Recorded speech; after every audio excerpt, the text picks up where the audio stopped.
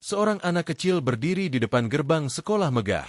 Keringat menetes di dahinya, tangan gemetar memegang map lusuh. Namun, bukan sambutan hangat yang ia dapat. Justru tatapan sinis, suara meremehkan, dan penolakan yang menusuk hati. Sekolah ini bukan tempat untuk anak penjual bakso. Kalimat itu terngiang terus di telinga Raka. Tapi siapa sangka, hanya setahun kemudian, sekolah yang sama justru datang menunduk padanya. Apa yang sebenarnya terjadi? Dan bagaimana anak kecil itu membalikkan keadaan? Jangan lupa klik tombol subscribe sekarang juga. Untuk kalian yang sudah klik tombol subscribe, semoga dilancarkan rezekinya, diberi kesehatan, dan dimudahkan dalam segala urusan oleh Allah. Amin ya Robbal Alamin. Pagi itu, matahari belum tinggi, tapi gang sempit di pinggiran kota sudah riuh. Bau gorengan, teriakan penjual sayur, dan suara motor saling bersahutan. Di salah satu rumah kontrakan ukuran 4x6 meter, seorang anak berusia 13 tahun duduk bersila di lantai. Namanya Raka.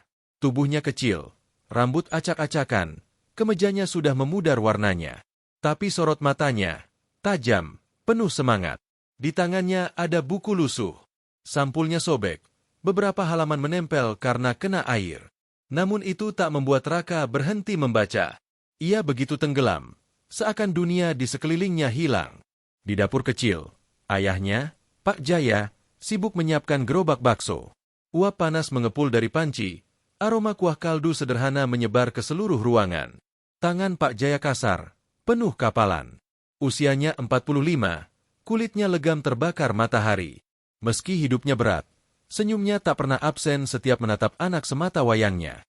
Raka, sarapan dulu, nak. Jangan kebanyakan baca. Nanti sakit perutmu kambuh lagi, ucap Pak Jaya, suaranya serak namun hangat. Raka menutup bukunya perlahan. Iya, Pak. Tapi aku harus belajar rajin. Aku mau masuk sekolah yang bagus. Aku nggak mau terus-terusan diremehkan. Pak Jaya berhenti mengaduk kuah, menatap anaknya lama. Ada rasa haru bercampur getir. Ia tahu anaknya punya mimpi besar. Tapi biaya sekolah favorit itu? Bahkan untuk bayar kontrakan saja mereka sering menunggak. Meski begitu, ia tak tega meredam semangat Raka.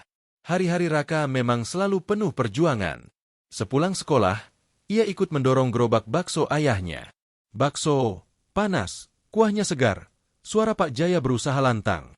Raka menata mangkuk, menyapu meja kayu kecil, dan kadang mengumpulkan uang receh pelanggan. Saat teman-temannya lewat, ada yang menunduk pura-pura tak mengenal. Ada juga yang berbisik sambil tertawa, itu anak tukang bakso. Raka hanya menunduk. Sakit memang. Tapi ia memilih diam, menyimpan semua ejekan itu di dalam hati, menjadikannya bahan bakar untuk mimpi. Malam hari, ketika sebagian besar anak seusianya sudah tidur, Raka justru duduk di bawah tiang listrik di tepi jalan. Lampu jalan redup jadi satu-satunya penerang. Di depannya, buku penuh coretan terbuka. Pensilnya tumpul. Tapi matanya berbinar.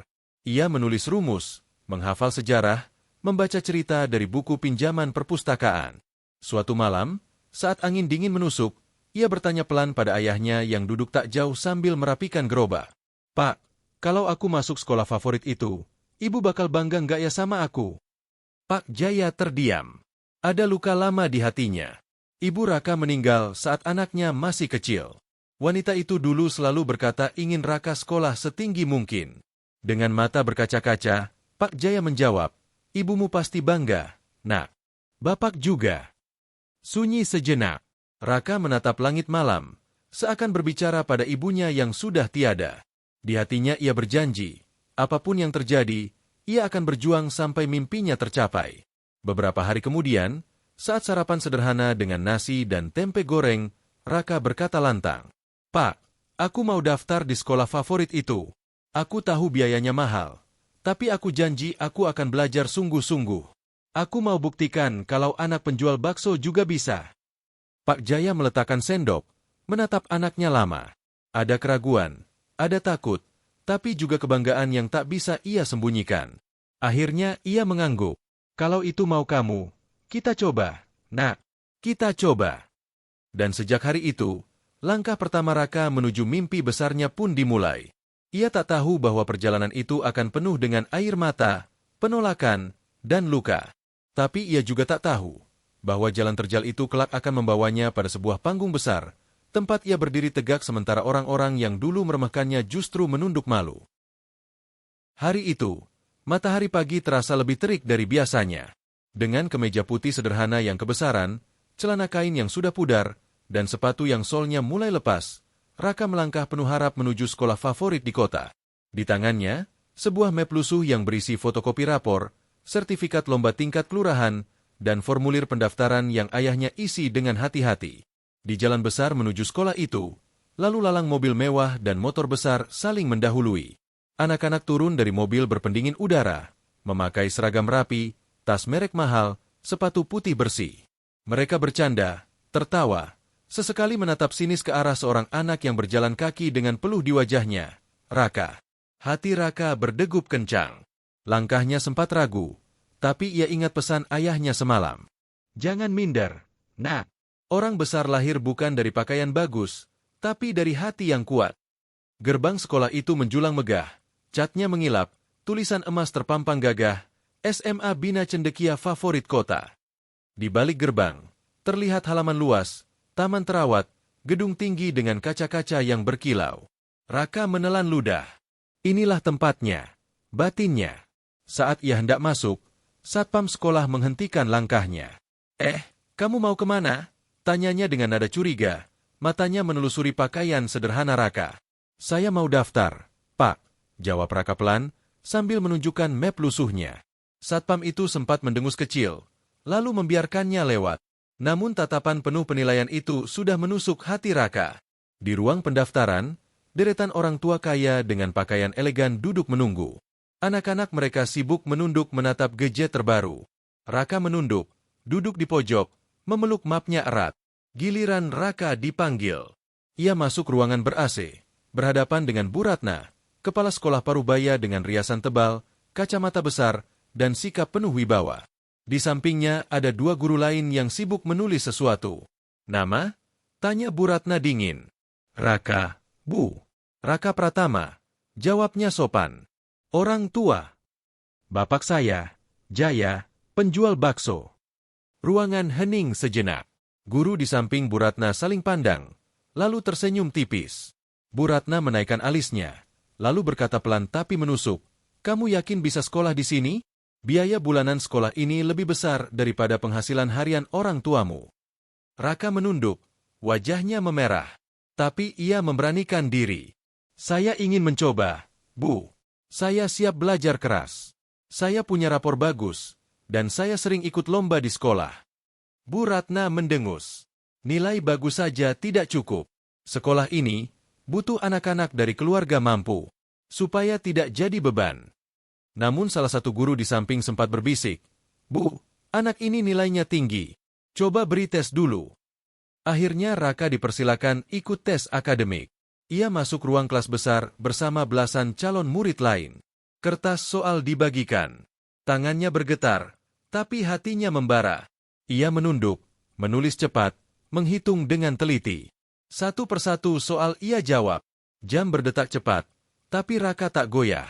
Ia tahu, inilah satu-satunya kesempatan. Setelah selesai, ia menyerahkan lembar jawaban. Guru pengawas terkejut melihat lembaran itu, hampir penuh terisi dengan tulisan rapi. Di luar kelas, Raka duduk menunggu. Anak-anak lain bercanda tentang liburan ke luar negeri, tentang kursus mahal, tentang mobil orang tua mereka. Raka hanya diam, memeluk map lusuhnya, menatap lantai. Saat ia dipanggil kembali ke ruang kepala sekolah, jantungnya nyaris meledak. Bu Ratna menatap kertas hasil tesnya. Matanya sedikit melebar, lalu kembali menyipit. "Kamu memang pintar," katanya datar. "Nilaimu di atas rata-rata." Hati Raka bergetar, bibirnya nyaris tersenyum. Tapi kalimat berikutnya menghantam seperti petir. "Tapi, sekolah ini bukan hanya soal nilai. Kami butuh siswa yang bisa menjaga citra. Maaf, nak, tempat ini bukan untuk anak penjual bakso." Seolah dunia runtuh. Kata-kata itu menggema di kepala Raka. Ia berdiri kaku, map lusuhnya nyaris terlepas dari genggaman. "Silakan coba di sekolah negeri dekat rumahmu. Itu lebih cocok untukmu," tambah Bu Ratna, menutup mapnya. Raka menunduk. Tenggorokannya tercekat. Dengan langkah berat, ia keluar dari ruangan. Di luar, matahari sudah condong ke barat. Bayangan panjang menutupi halaman sekolah yang megah itu. Raka berdiri di depan gerbang, menatap sekali lagi tulisan emas, sekolah favorit kota. Air mata menggenang, tapi ia tahan. Suatu hari, aku akan kembali ke sini. Bukan sebagai murid, tapi dengan cara yang tidak pernah mereka bayangkan, batinnya dalam hati. Dan sejak saat itu, luka pertama tertanam dalam hidup Raka, luka yang akan jadi bara untuk perjuangan panjangnya. Langit sore mendung. Gerimis jatuh pelan di halaman sekolah megah itu, ketika langkah kecil Raka menuruni tangga dengan map lusuh yang kini terasa lebih berat dari sebelumnya. Setiap tetes hujan seolah menertawakan. Kata-kata kepala sekolah tadi terus terngiang di kepalanya. Sekolah ini bukan untuk anak penjual bakso. Tubuhnya gemetar. Kaki terasa lumpuh. Ia menunduk, menahan air mata yang siap tumpah. Tapi ketika melewati kerumunan anak-anak kaya yang sedang bercanda, tawanya pecah juga. Hei, itu kan anak bakso yang tadi tes. Ditolak, ya.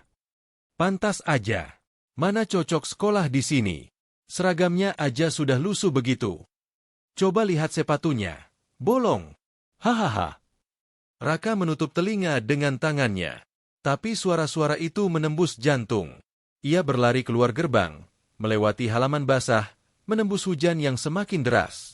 Map lusuh di tangannya basah kuyup, lembaran rapor dan sertifikatnya menempel satu sama lain. Di tepi jalan, ia berhenti. Air mata bercampur hujan. Napasnya tersengal. Dunia terasa kejam. Kenapa, Tuhan? Salahku apa? Bisiknya parau. Di rumah kontrakan, malam itu, Pak Jaya baru selesai mendorong gerobak baksonya. Pakaian basah kuyup, tubuh letih. Ketika membuka pintu, ia melihat Raka duduk di sudut kamar, menunduk, wajahnya sembab. Ada apa, nak? Tanya Pak Jaya, menaruh mangkuk dan duduk di sampingnya. Raka menatap ayahnya dengan mata penuh luka. Mereka bilang aku nggak pantas sekolah di sana, Pak. Katanya, aku cuma anak penjual bakso. Pak Jaya tercekat, tangannya yang kasar meraih bahu anaknya, menggenggam erat. Raka, dengar Bapak, orang boleh meremehkan kita, tapi itu bukan akhir. Hidup bukan ditentukan oleh mulut orang lain. Hidup ditentukan sama usaha kita sendiri. Tapi Pak, suara Raka pecah. Rasanya sakit sekali. Aku sudah belajar keras. Aku yakin bisa, tapi tetap ditolak. Pak Jaya mengusap rambut anaknya. Menangis itu wajar, nak. Tapi jangan berhenti di air mata. Justru dari luka ini, kamu harus bangkit lebih tinggi. Ingat pesan ibu? Katanya, Raka harus sekolah setinggi mungkin. Itu janji yang harus kamu tepati. Raka terdiam. Ingatan tentang ibunya menyeruak. Suara lembut, senyum hangat, doa yang tak pernah putus. Hatinya kembali bergetar. Hari-hari berikutnya, Raka benar-benar berubah. Ia bangun lebih pagi, belajar lebih lama, membantu ayahnya berjualan sambil mencuri waktu menulis dan menghitung di kertas bekas. Guru di sekolah lamanya, Pak Arif, melihat semangat itu. Raka, ikut lomba matematika ini. Gratis. Kamu pasti bisa. Ucap Pak Arif sambil memberikan brosur lusuh. Raka sempat ragu, tapi tekad dalam dirinya kembali menyala. Saya mau coba, Pak. Maka dimulailah babak baru. Raka mengikuti lomba demi lomba.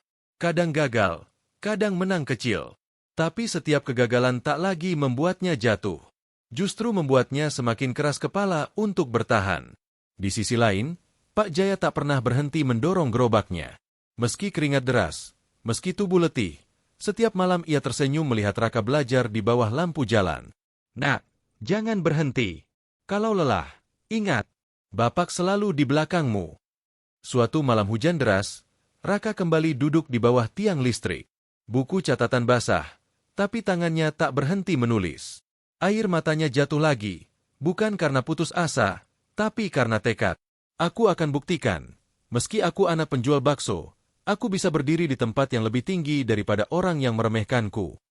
Petir menyambar, hujan mengguyur, tapi di matanya ada api yang tak bisa dipadamkan. Dari luka itulah lahir kekuatan baru. Hari-hari setelah penolakan itu terasa lain di dada Raka. Pagi-paginya lebih panjang, malam-malamnya lebih sunyi. Ia berjalan ke sekolah dengan tas ringan dan kepala yang berat oleh tekad. Sepulangnya, ia membantu ayah mendorong gerobak, lalu duduk lama di bawah lampu jalan, menaklukkan halaman-halaman buku yang dulu sering membuatnya gentar. Setiap coretan pensil seperti langkah kecil membalas kalimat, "Tempat ini bukan untuk anak penjual bakso." Kesempatan datang ketika sekolahnya diminta mengirim wakil ke lomba matematika tingkat kota. Guru yang diam-diam mempercayainya menyodorkan formulir. "Coba, Rak. Yang kamu perlukan cuma jujur pada proses." Raka mengangguk, menelan gugupnya, dan menghafal pola-pola yang dulu terasa tak mungkin. Di aula ber-AC, duduklah ia di antara seragam mengilap dan sepatu tanpa debu. Degupnya kencang, tetapi tangannya stabil ketika menyentuh kertas. Soal pertama jatuh seperti batu. Soal kedua seperti pintu yang pelan-pelan terbuka. Di tengah waktu yang menipis, Raka menemukan ritme. Baca, pecah, hitung, cek, pindah. Ia tidak memikirkan siapa di kanan kiri. Ia memikirkan lampu jalan yang redup, bau kaldu bakso, dan suara ayahnya. "Menangis boleh, berhenti jangan." Ketika bel akhir berbunyi, ia menatap lembar jawaban yang penuh angka, seperti melihat peta kecil menuju masa depan. Seminggu kemudian, namanya disebut juara pertama. Aula kecil bergemuruh. Guru yang mengantarnya menepuk bahu, matanya mengilap.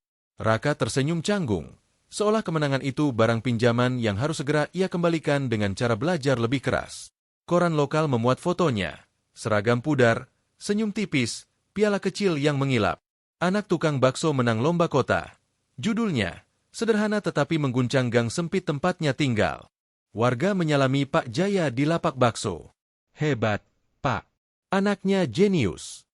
Pak Jaya menunduk, menahan dada yang tiba-tiba sempit oleh syukur. Di rumah, Raka menaruh piala di rak terendah. "Biar gampang dilihat adik-adik kampung," katanya, lalu mengundang mereka belajar.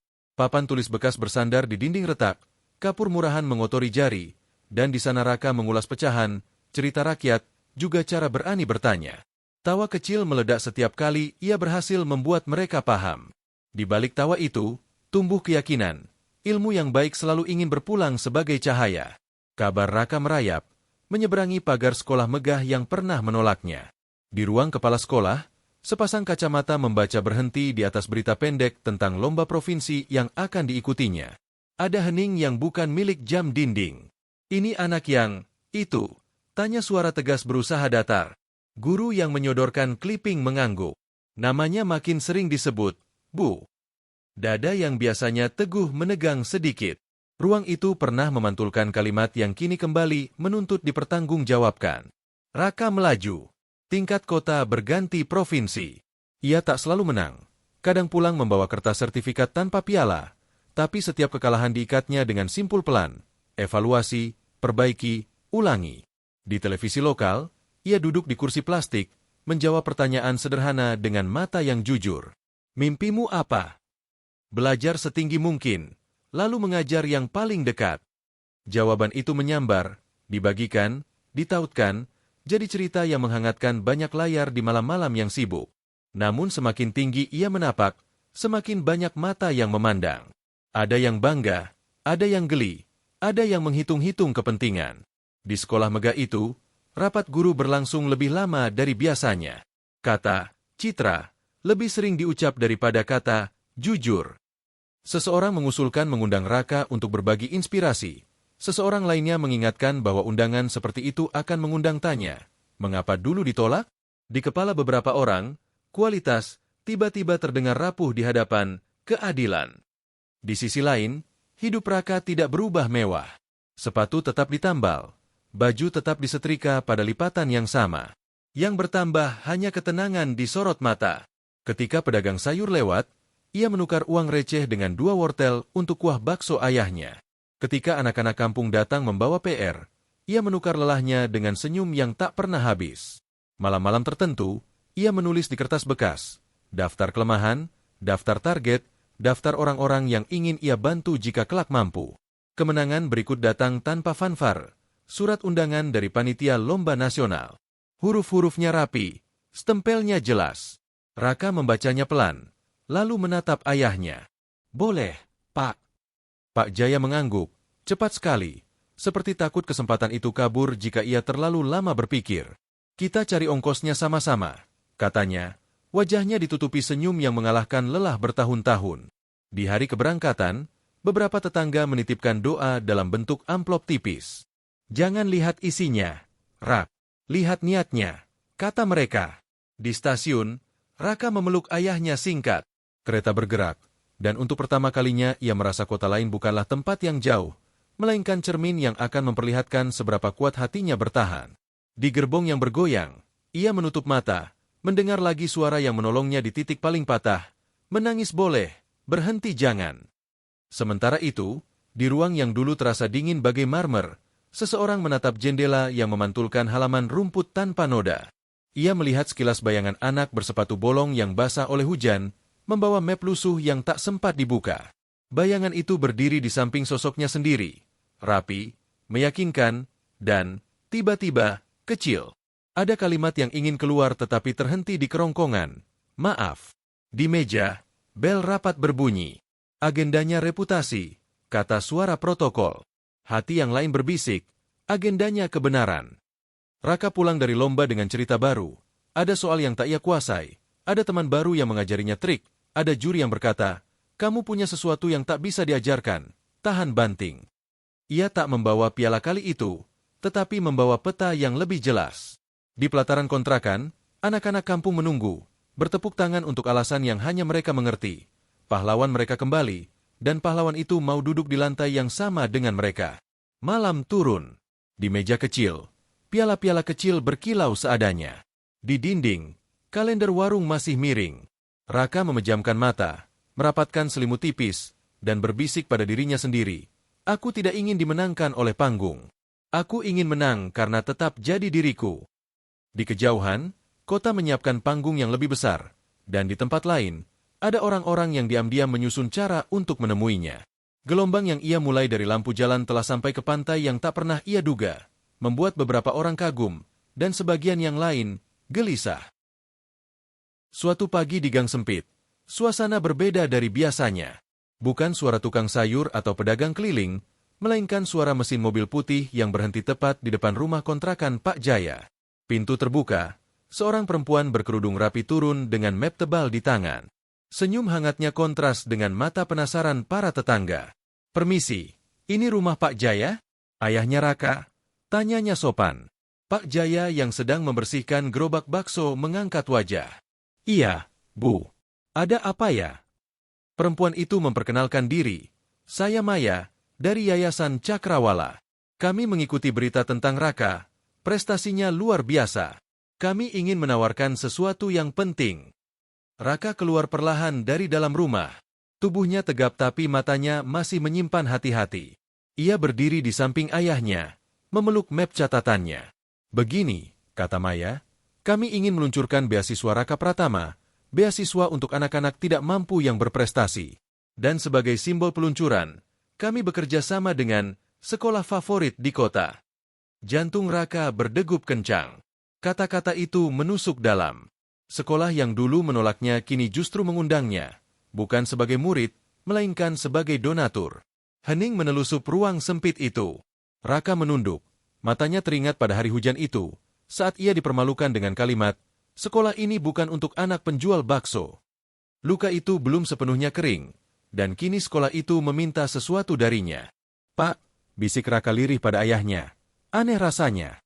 Dulu mereka menutup pintu. Sekarang mereka mengundang. Pak Jaya hanya menatapnya. Wajahnya campuran bingung dan bangga. Maya mencondongkan tubuh. Suaranya lembut. Raka, kamu berhak menolak. Tapi pikirkan ini.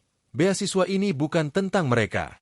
Ini tentang anak-anak seperti dirimu dulu, yang berdiri di depan gerbang dengan map lusuh tapi punya mimpi. Kami ingin kamu menjadi simbol harapan itu. Raka terdiam. Lalu ia mengangkat wajahnya, sorot matanya tegas. Kalau saya setuju, ada syarat. Beasiswa ini harus benar-benar untuk anak-anak tidak mampu. Dan kalau saya bicara di panggung itu, saya bicara dengan suara saya sendiri. Tanpa sensor. Maya tersenyum lega. Kami setuju. Itulah kenapa kami memilihmu. Pak Jaya menunduk, matanya berkaca-kaca. Nah, Ibu pasti bangga padamu. Bapak juga. Beberapa hari kemudian, berita itu sampai ke ruang kepala sekolah. Bu Ratna duduk di balik meja kayu besar, membaca undangan resmi acara Malam Apresiasi Prestasi Peluncuran Beasiswa Raka Pratama. Tangannya bergetar ringan. Guru-guru di sekitarnya saling berpandangan. Bu, ini anak yang dulu kita tolak, kata Pak Bram, lirih. Wajah Bu Ratna menegang. Justru karena itu, acara ini harus sempurna. Jangan ada kata-kata tentang masa lalu. Fokus pada kerjasama dan citra sekolah. Guru lain, Bu Wati, memberanikan diri. Tapi, Bu, bukankah lebih baik kita jujur? Mungkin, meminta maaf. Tatapan Bu Ratna tajam, membungkam ruangan. Sekolah ini tidak boleh tampak salah. Jalankan sesuai rencana. Malam sebelum acara, Raka duduk di bangku kayu di depan rumah, menatap kertas kosong di pangkuannya. Lampu jalan redup, suara jangkrik memenuhi udara. Pak Jaya duduk di samping, membawa 2 mangkuk bakso hangat. Besok kamu bicara di panggung besar. Nak, katanya pelan. Raka menoleh. Pak, kalau aku cerita semuanya, termasuk penolakan itu, bolehkah? Pak Jaya menghela napas panjang. Nak, tujuanmu bukan membalas. Tujuanmu menyalakan lampu bagi anak-anak yang masih gelap jalannya. Bicara dengan hatimu. Bapak yakin itu yang terbaik. Raka menatap ayahnya lama, lalu mengangguk. Aku akan bilang, pintu yang dulu menutupku, biarlah kubuka untuk orang lain. Hari acara tiba. Aula sekolah favorit itu berubah megah.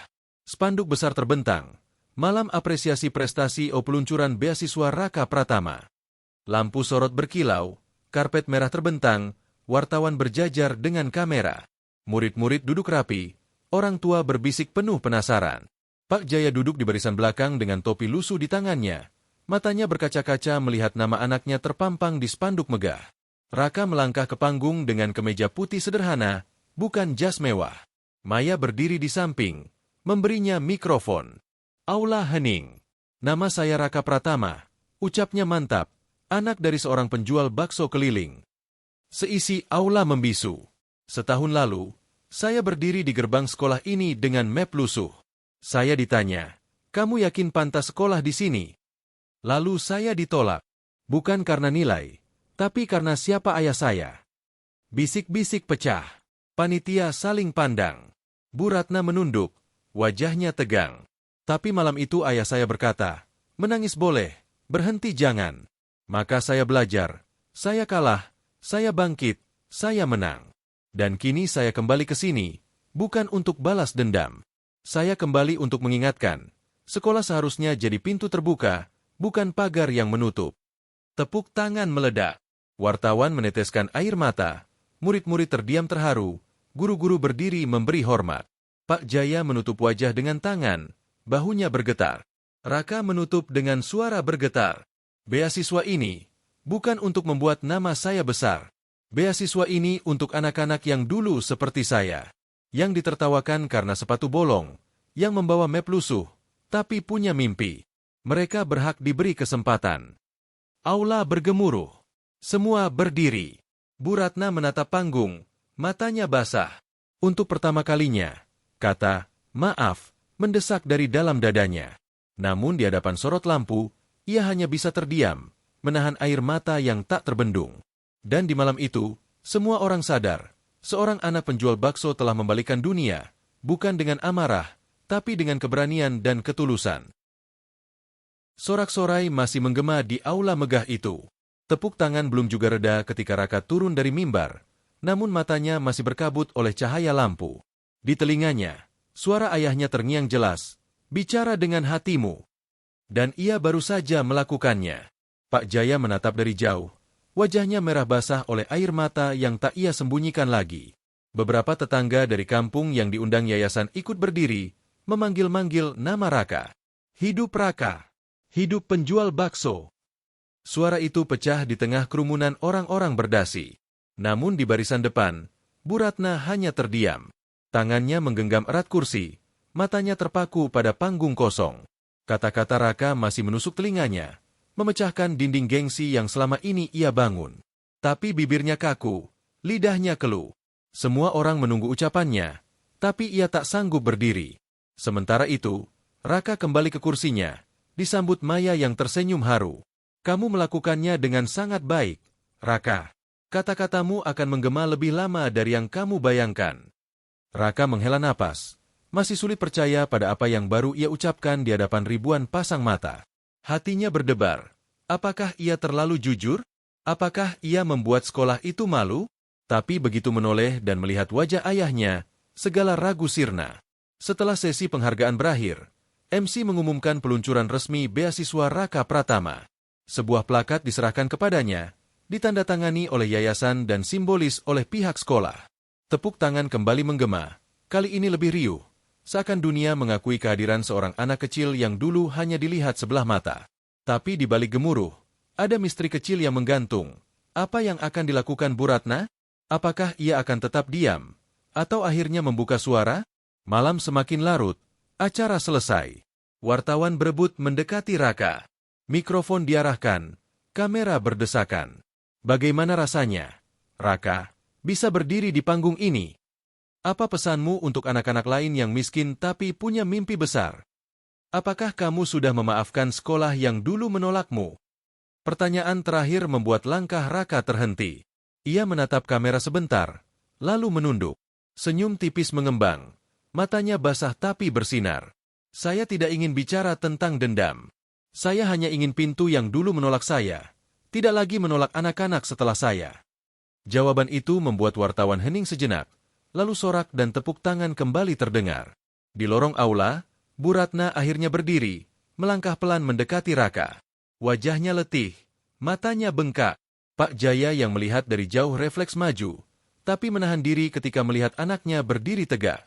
Raka, suara Bu Ratna lirih, hampir tenggelam oleh hiruk-pikuk. Saya salah menilaimu. Raka menatapnya, tidak dengan marah, melainkan dengan mata yang penuh rasa iba. Bu, saya tidak pernah menunggu maaf. Saya hanya ingin anak-anak lain tidak merasakan yang saya rasakan. Bu Ratna menunduk, air matanya jatuh. Tidak ada kalimat panjang, hanya satu kata yang akhirnya lolos dari bibirnya. Maaf.